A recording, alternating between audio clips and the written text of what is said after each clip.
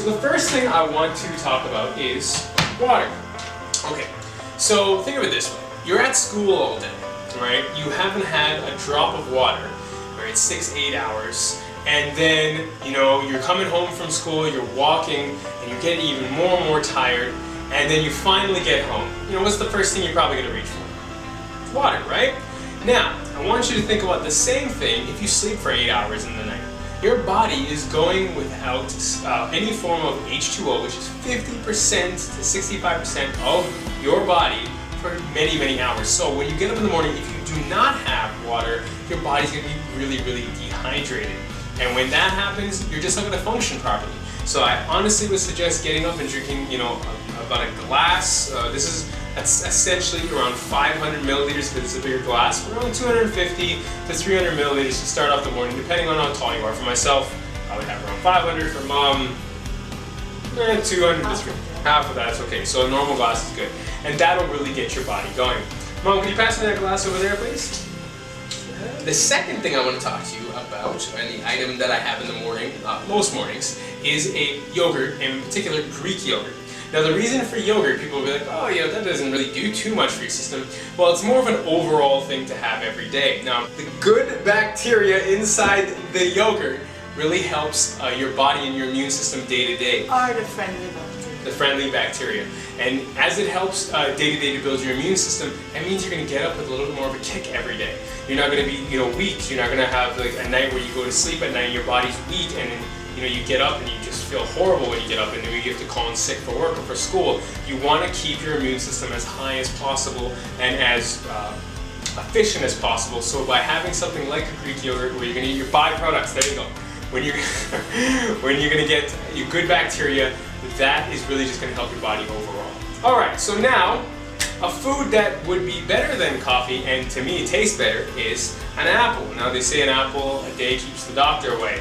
I don't know if that really makes sense at all, but I know for sure for myself that I love having apples because they have so many great carbohydrates for you and they have sugars. Now these aren't like your cane sugars, it's fructose, okay? And fructose sugar is natural sugar. Now between the carbohydrates and the sugar, that fusion in an apple along with the nutrients within that apple is as good a kick as a cup of coffee is. However, you will not crash, and that is just great news for anyone who's trying to kick a coffee habit and they've never tried like having an apple or a couple apples. Even throughout the day, it really, really helps out.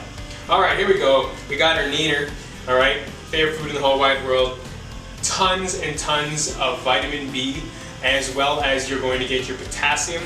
Great kick in the morning. And if you're a person like myself who works out, having 1 or 2 bananas before you work out really relaxes the muscles, so when you get into your stretch, your body's a little bit more fluid, especially your static stretches, and then you can have probably a better workout just because you're not going to have anything that's really tight from the workout before. So go for your bananas in the morning. And finally, our discus of love, chocolate. Now you're like, whoa, chocolate, are you kidding me? Mom, you like chocolate? Can I give you a piece? Not right now. I'll have a little piece. The cool thing about dark chocolate in particular is dark chocolate actually works as an amazing body kick, okay? It helps your body to get that boost of energy, and again, the darker the chocolate, the less the crash. Now, I like the idea of having hot chocolate in particular, so even boiling some water and throwing some chocolate in and mixing it, or getting a very good at-home dark chocolate, I wouldn't say expensive, but a high quality dark chocolate, hot chocolate. Because when you have that, it's going to give you, again, that same kick that coffee does for the most part.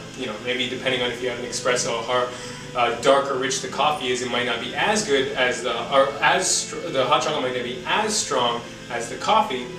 However, it is going to give you a really good kick, and at the end of the day, it is not going to be addictive and cause that heavy crash. So if you are trying to wean off coffee, I would really suggest having a small chocolate bar in the morning, especially the dark chocolate variety.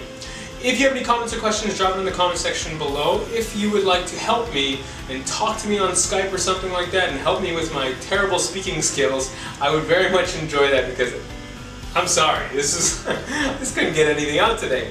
And I just want to say thank you so much for watching and putting up with me for all these months and years. Have yourself a wonderful day, evening. bless. Oh yeah, and if you like what I'm doing, please Tweet. tumble, like, share, thumbs up, plus, Pin. or do whatever you do, and please subscribe.